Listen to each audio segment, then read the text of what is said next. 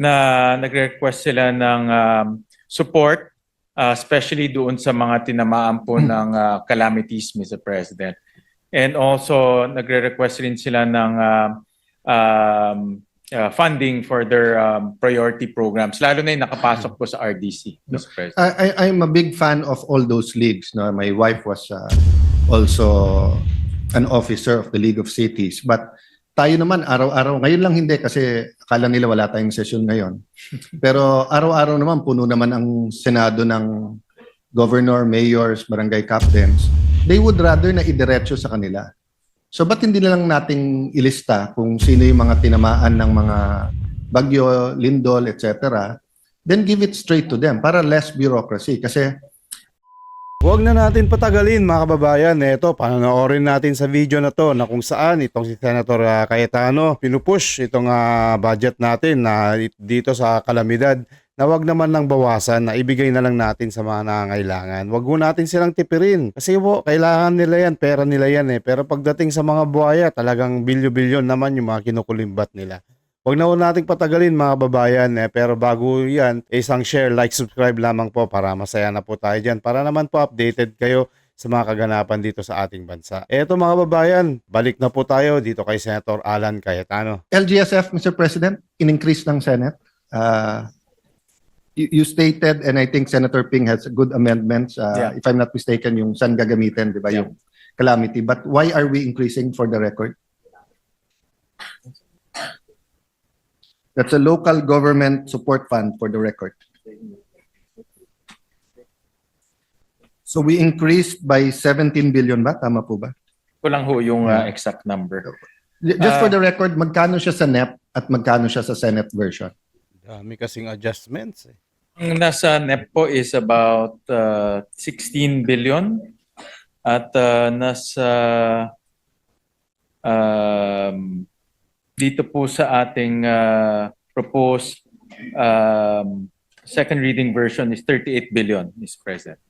Sorry, from 16, tama ba? Yes, Mr. President. To 38, so that's 22 billion increase. Yes, Mr. Yeah. President. But given that this is the president's budget and they only said they needed 16, why are we giving them another 22 billion? Well, Mr. President, mayroong letter na pinadala dito ang ULAP, signed also by the League of Cities, League of Municipalities, League of Provinces, Liga ng mga Barangay, na nagre-request sila ng support, especially doon sa mga tinamaan po ng calamities, Mr. President. And also, nagre-request rin sila ng funding for their priority programs, lalo na yung nakapasok po sa RDC, Mr. President.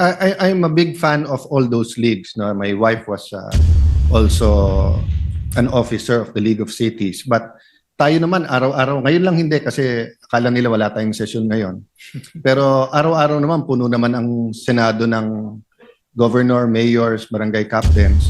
They would rather na idiretso sa kanila. So ba't hindi na lang nating ilista kung sino yung mga tinamaan ng mga bagyo, lindol, etc. Then give it straight to them para less bureaucracy. Kasi ang sistema sa LGSF, you apply, they send you a form, you'll put the program of work, etc. Then Malacanang decides, then they'll send the money. Then ang magbibid yung local din. So kumbaga, sa anti-red tape, dinadagdagan pa natin ng isang So I agree for those tatamaan next year. Kaya tayo may LGSF, baka meron tayong, kasi kahit anong eagle eye natin dito, kahit ilan oras tayo dito, we're 24 and 1,000 pages of the budget and no one can predict naman, for example, the weather, no? But in terms of yung tinamaan na this year and last year, why don't we give it straight to them? Well, Mr. President, first yung dito po sa kanilang letter, they support na ilagay na lang sa LGSF para mas scrutinize rin yung mga request ng mga LGUs. Yeah, but I'm saying, Mr. Chairman, that's I agree. That's the league. So siyempre yung league gusto parating dadaan sa kanila. Pero pag tinanong ko halimbawa governor ng Cebu, mas gusto lang diretso na sa Cebu. Yeah. Pag tinanong ko yung tinamaan sa Davao region, mas gusto lang dumiretso na sa kanila, di ba? we're just not only adding a bureaucracy here, red tape, we're also injecting politics because in the past, no, hindi naman parang lahat kayong tinamaan, lahat kayo 10 million or lahat kayo 5 million.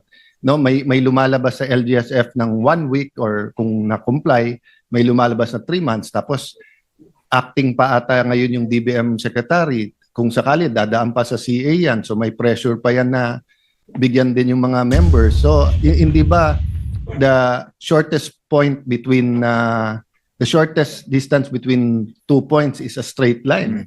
So shouldn't we consider just giving the areas we think that in the last 2 years grabe ang tama, just giving it to them straight? Yeah. No? Nakukuha ko po yung punto ng ating minority leader.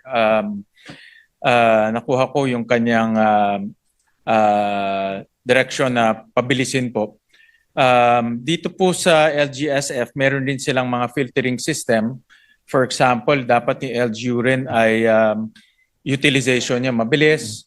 Of course, meron rin siyang mga, for example, maganda yung kanyang management pagdating sa kanyang financial. So may mga filtering system rin, Mr. President. So yan rin yung suggestion ng league dahil para yung mga LGUs rin ay hindi lang sila basta-basta humihingi, but inaayos rin nila yung kanilang governance. So in the spirit of trying to pass this budget in time, and this is not naman a debate, and I do appreciate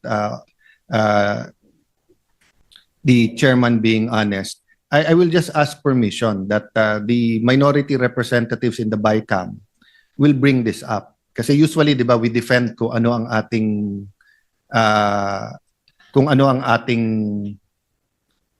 version. But with your permission, just because nga nagmamadali tayo, 11 days ang debate, pero yun nga, inabot tayo ng panahon to have all of this on paper, we will bring up maybe 4 or 5 things, which is nga na the budget is not a rural development budget because most of the money goes to highly urbanized. At dalawa, it's not a mass transportation budget because mas marami dito para sa private cars pa rin, kaso sa train, etc. No? And then it's not I learned something today. It's not a climate friendly, ano tama? Or climate, Senator Lauren? Yeah, kahit mahaba, magpa-dinner ka lang mamaya. I don't believe it's a climate adaptive budget that reduces disaster loss. It lacks in sustainability, and it lacks the foresight and the vision and the implementation for the more than 10 environmental laws that can reduce disaster risk, considering that the Philippines is #1 in the World Risk Index in terms of natural hazards. Well, nagpapasalamat kami kay Senator Lauren because she introduced ang daming special provisions. Actually, almost, I think, 50 pages. Binasa ko one by one, and those are very good special provisions that we included in the committee report. Thank you. In the this version, Mr. President. My comments, just to be very, very fair to the hardworking chair who is also a sustainability advocate, if he accepts the more than 50 special and general provisions, not only in the small climate change commission, but Yes, across for the whole- different agencies. Yes, the Yes, different Mr. President. agencies, then, and if the executive department We'll implement it. will implement Correct, it, Mr. President. first we'll understand it, we'll read it, understand it, embrace it, live it, and breathe it.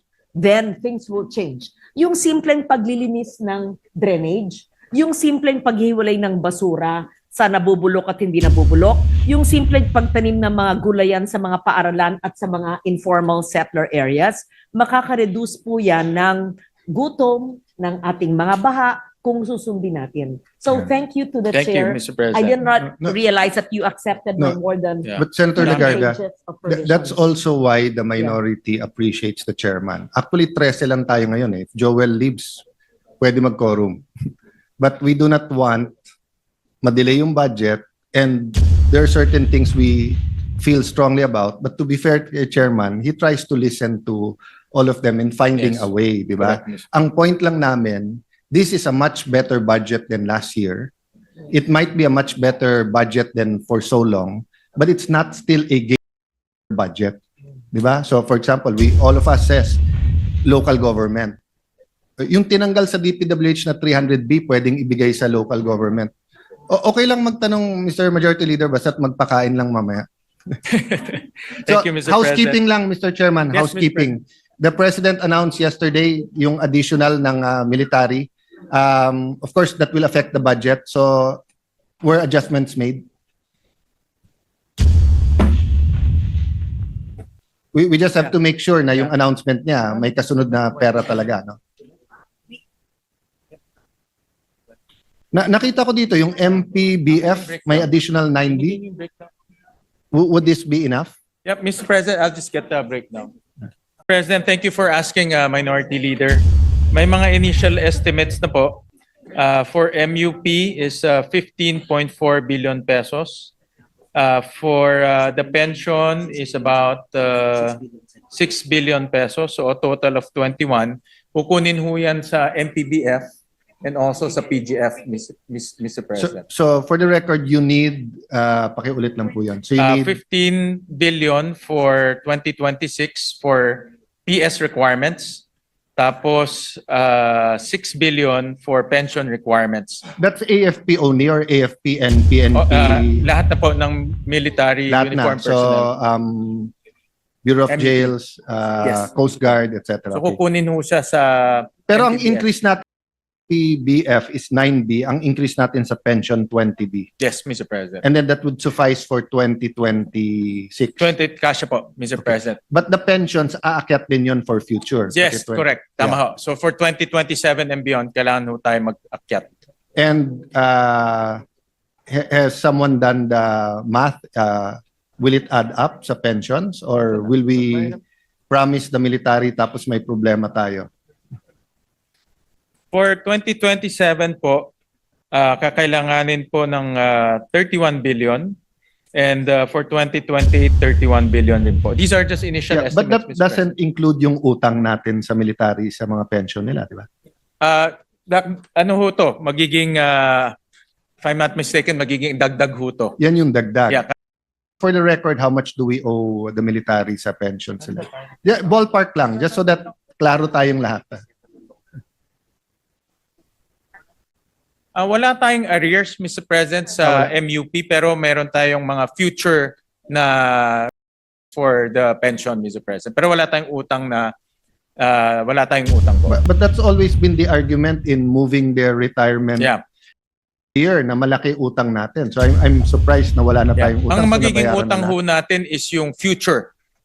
So ang ating pagdating po ng a certain point, ang magiging pension payments ho natin is close to around 400 billion, Mr. President. Kasi remember, nung ginawa yung Yeah. Constitution, 56.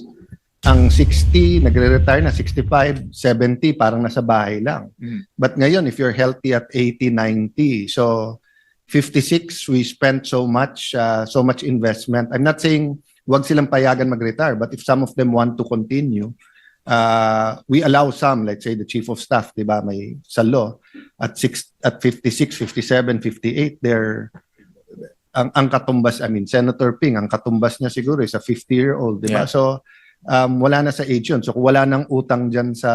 Yung mga Maraming salamat, Senator Cayetano. Bantayan mo lang po yung budget natin, lalo na dito yung mga kalamidad, yung pondo. Dapat talaga wag nilang bawasan yan at ibigay na lang nila kasi kapag may mga kalamidad, kailangan ng ating mga taong bayan.